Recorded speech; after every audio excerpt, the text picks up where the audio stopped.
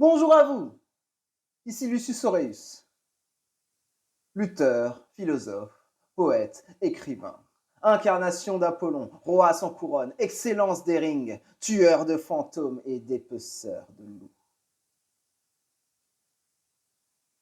Aujourd'hui, soyez honorés. Je vais vous instruire. D'abord, les bases. Ceci est un livre. Ça ressemble un peu à une brique, sauf que c'est souple, ça s'ouvre et c'est rempli d'une multitude de mots. Ok, ça suffira. Je commence à peine. T'as pas la bonne posture. Bien sûr que si, je me tenais bien droit. Laisse tomber, je le ferai moi-même. Toi-même, mais tu n'as aucun charisme. Et toi, aucune tempérance. Tu t'es entendu? À quel public tu crois t'adresser? Bah, à la plèbe, non? Au revoir, Lucius. Je reviendrai.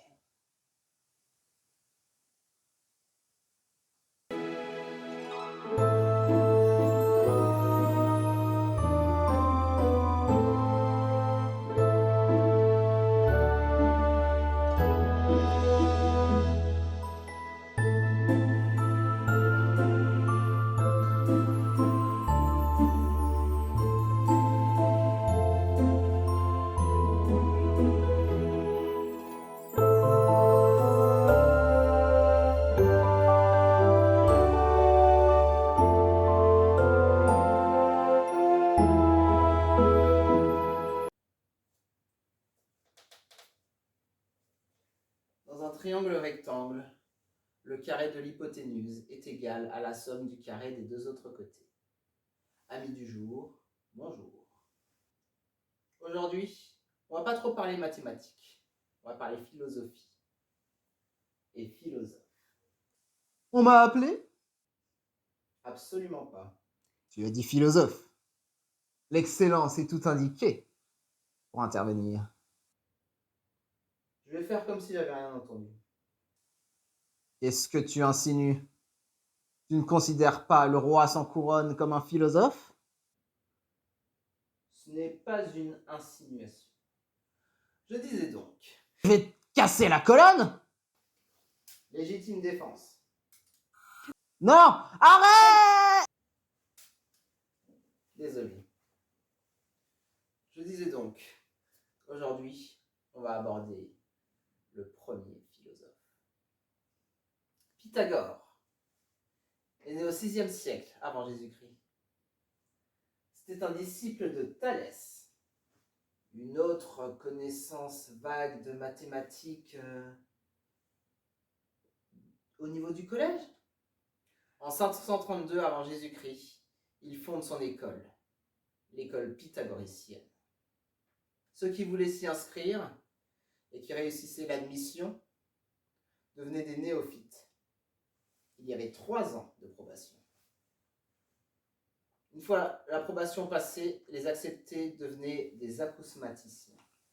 Acousmaticien, ça veut dire bouclez-la, fermez vos grandes gueules.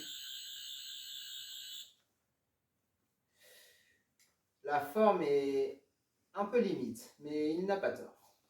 Les acousmaticiens avaient des enseignements exclusivement oraux, d'où le mot, et en silence, pendant 5 ans. Et de toute façon, le Tibet, c'est depuis bien longtemps les vertus du silence. C'est regrettable qu'à notre époque, il soit tellement appréhendé. C'est quand la dernière fois que vous avez passé un instant en silence, sans télé, sans radio, sans interlocuteur, sans téléphone, rien qu'avec vous-même, en silence? 90 minutes, ou 30, ou même 10. J'ai inversé la polarité. Lucius, t'as pas ta propre chaîne à polluer? Tu veux dire alimenter? Non, polluer. Tu vas voir. Non, pas encore!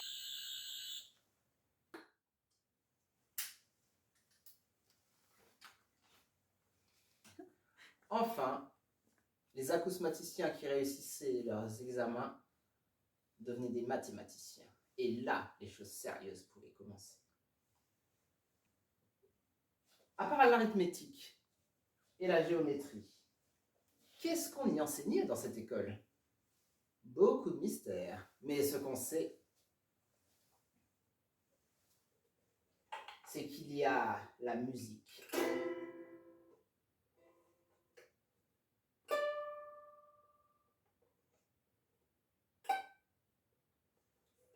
Dans un instrument à cordes, la hauteur du son est inversement proportionnelle à la longueur de la corde.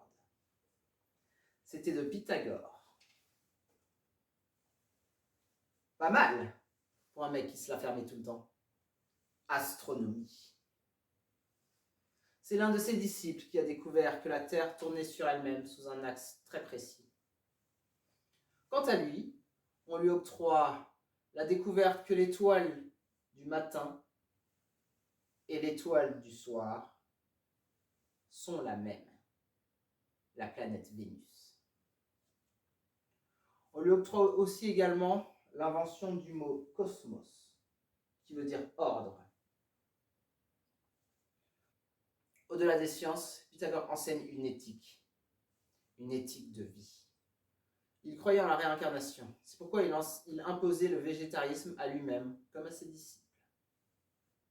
Pour Pythagore, tout est soumis aux lois des nombres. Nous sommes un nombre. Et nous sommes un monde dans un monde.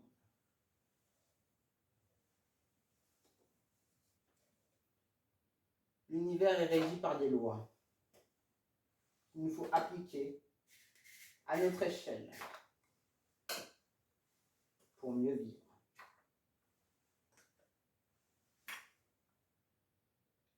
Nous sommes un univers dans un univers.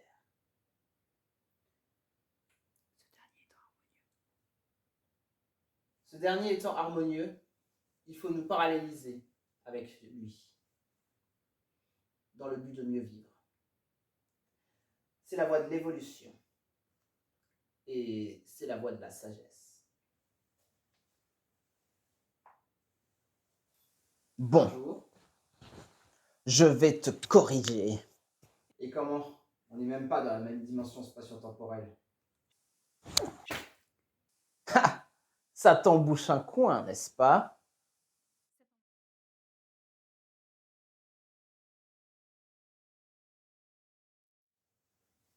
Je fais un tour de magie. Abra. Cadabra. Ça t'embouche un coin, pas vrai? Fichtre! Je reviendrai. Peut-être. Mais pas aujourd'hui. Un jour, un disciple de Pythagore lui dit: Maître, vous êtes tellement sage. Et il lui répondit: Je ne suis pas sage. J'aime la sagesse. Et je la cherche. J'aime Sophia. Philosophia. L'une des maximes de Pythagore est la suivante: aucun homme ne peut être libre s'il ne sait se contrôler lui-même. Son école perdurera quelque temps avant de finir cramé, vraisemblablement par quelqu'un qui avait été refusé à l'admission.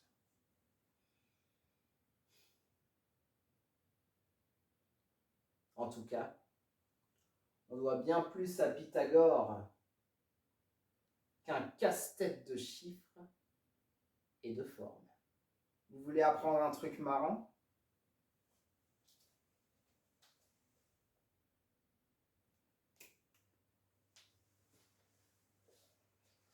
Le carré de l'hypoténuse est égal à la somme des carrés des deux autres côtés.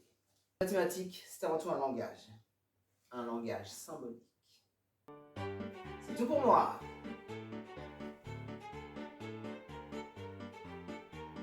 Amis du soir, bonsoir.